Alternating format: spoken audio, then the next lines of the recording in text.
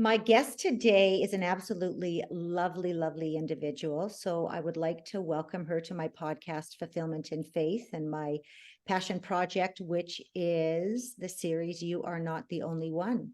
So, welcome, my beautiful Maggie Mathews. How are you today?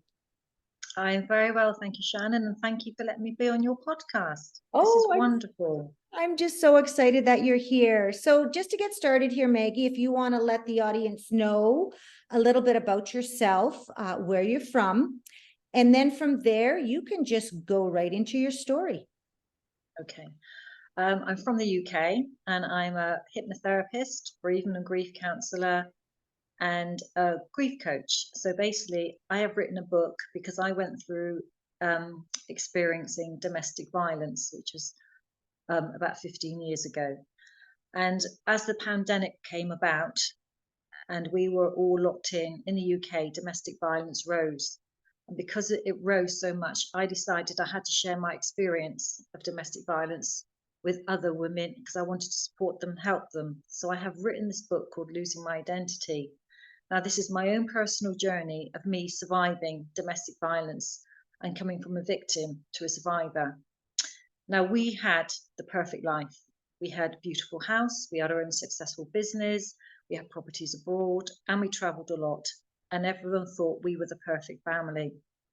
But because the business took off so well, my husband at the time was totally exhausted and he would not delegate the work because he did not trust anyone to do the job as good as what he did.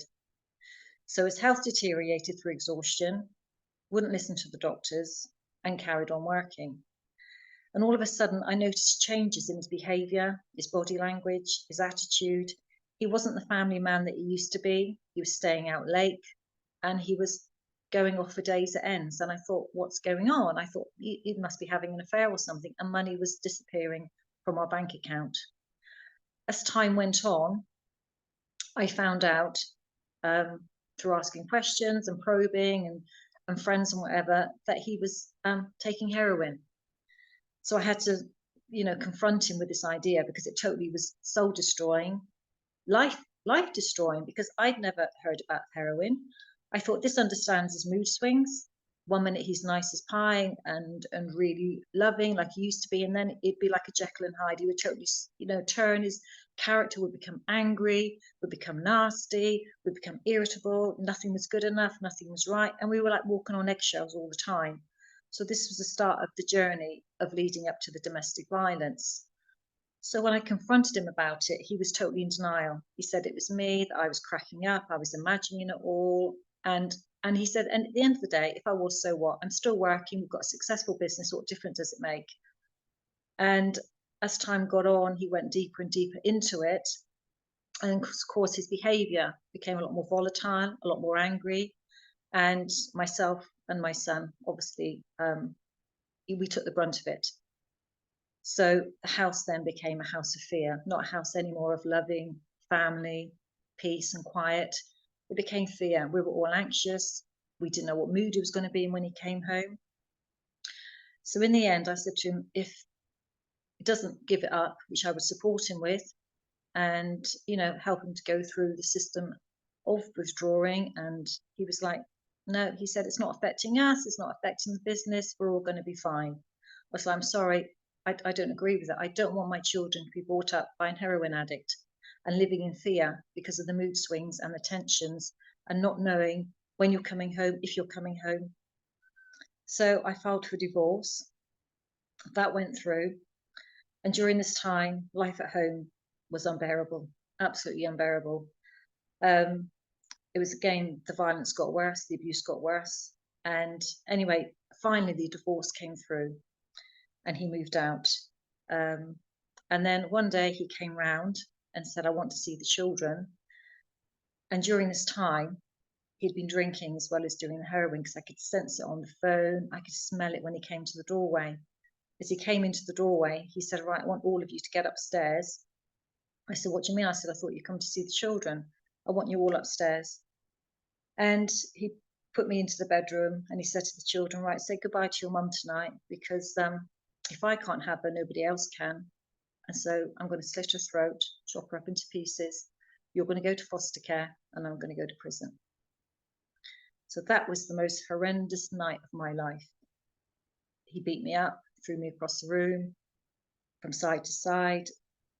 And I didn't know whether I was dead or alive, but I was praying that night to stay alive for the children, just begging that someone was going to save me. I had to stay alive for the children. I had to do whatever he wanted me to do just to stay alive.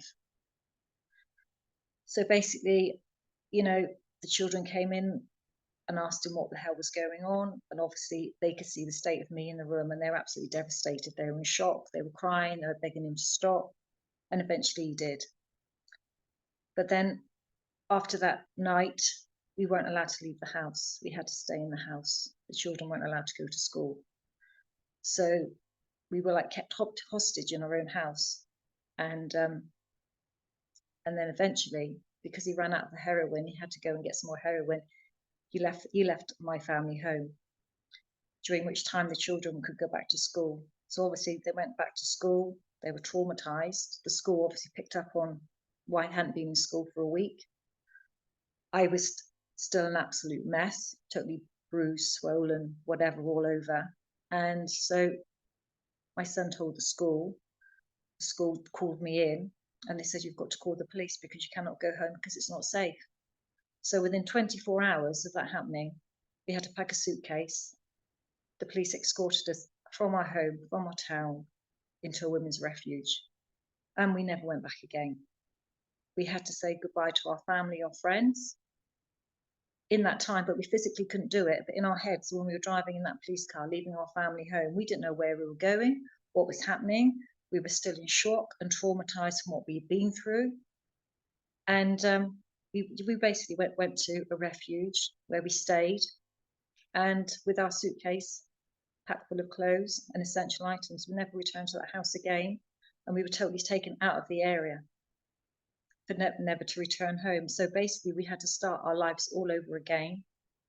And this is why it's called losing my identity, because that's what we lost. We lost our identity. We could not return home to where we lived. The children could not go back to their school. And during all this process, they'd actually lost their dad as well. Not because he had died, but because they could never see him again.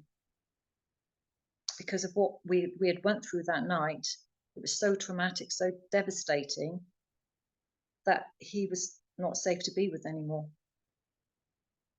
So we totally had to rebuild our lives, start our lives again with a new identity, a new name, a new area, everything. So our lives totally changed within 24 hours because of someone's behavior and someone's habit and not having what they want and thinking they had done nothing wrong. So we were totally victim of circumstances. So that's what the book is about. And obviously it goes in more detail and it's more factual and more emotional than what I'm talking about. But the fact is that within 24 hours, your life can change through no fault of your own, because you're just with the wrong person or the wrong circumstances or at the wrong place. And that shows you how life is so precious. Mm-hmm. So you have to make the most of it and enjoy it, not take anything for granted, because you don't know when your life could change. No, you don't, do you? Wow, that's quite the story, Maggie. And I know that that was not easy sharing it with me and the audience. So I thank you for doing that.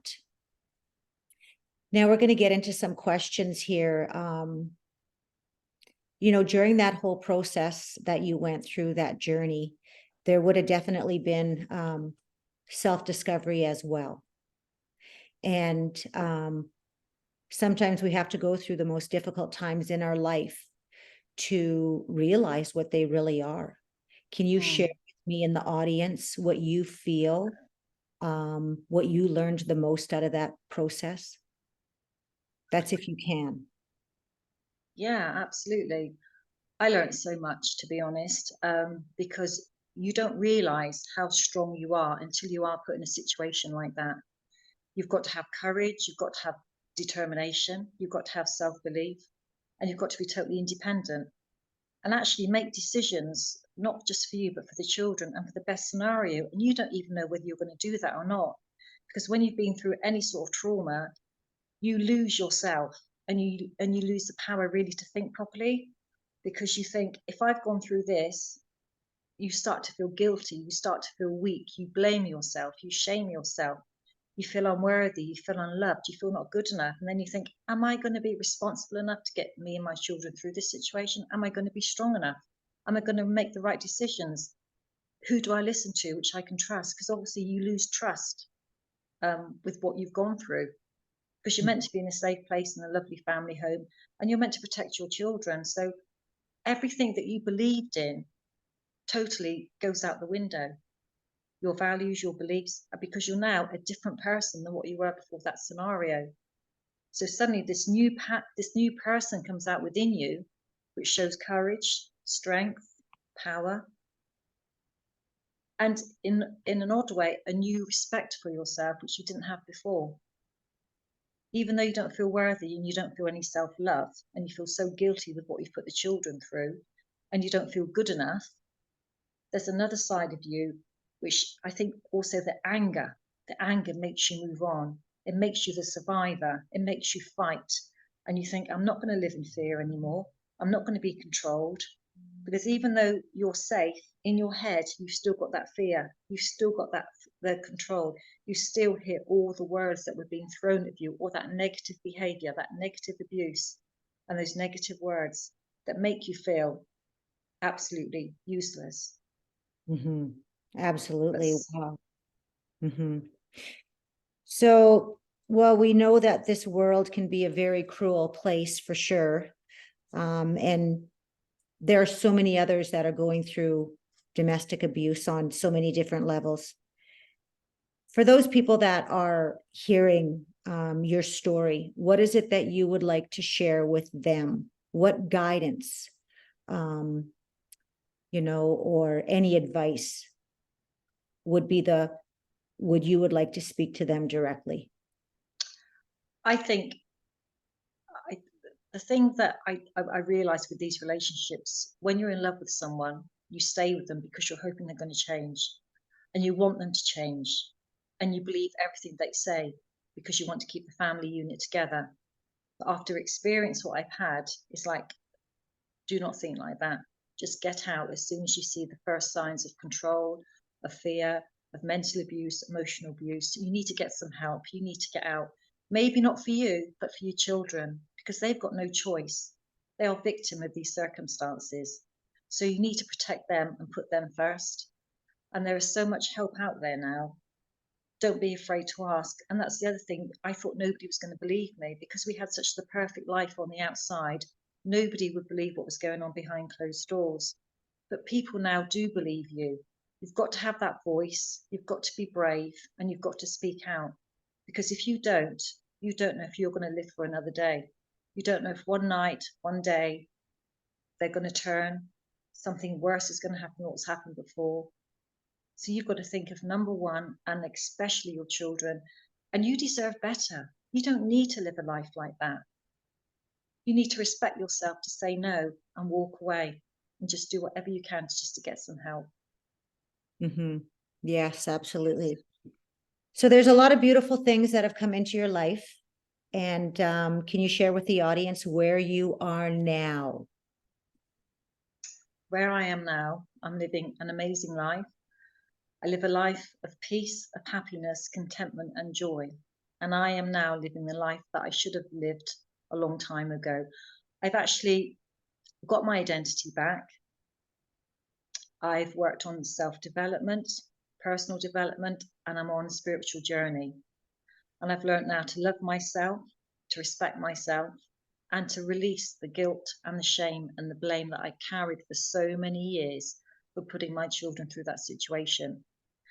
And this is what I've learned. You've got to love yourself, respect yourself, and be worthy enough to say no, to let it go, to know that at the time it was out of your control, and not to totally have it on your shoulders to blame for you, and not to blame the children either.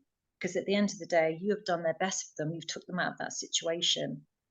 And now, as they're adults with their own lives, they actually realize as a family, we've become so much closer, and they're really proud of what I've done and how courageous I was. And I take that now, and I feel very proud of me that I actually went through that, and I've come out the other side. And this is the message I want to give to women, that you do not have to stay the victim. You can be the survivor and you can have the life that you want. I've got the life that I want now. I've gone back to the person that I should have been all that time ago without going through this. And I'm living a spiritual life full of joy and contentment and peace and happiness. And I appreciate every single day, because every single day is a gift, like our life is a gift. And we need to respect that. Absolutely. Very, very good advice. And I'm so happy that you are where you are now, and you're happy and you're vibrant and you're living life to the fullest. And I know there's a lot of beautiful things that you've created within your life. And so this is the final words. I would like you to share with the audience any of your last words. I know that you're come into yourself with different projects, and so whatever you share here is what will be put into the podcast notes. And I'm excited for you. So if you can please go forth and tell. I just want to support, any women or even men that are going through a trauma. Please read my book, get inspiration from it, because it's a journey of self-discovery. It's a journey of strength and courage and power, and it shows you how strong you can be when you need to be, and the qualities that you have in you will come out.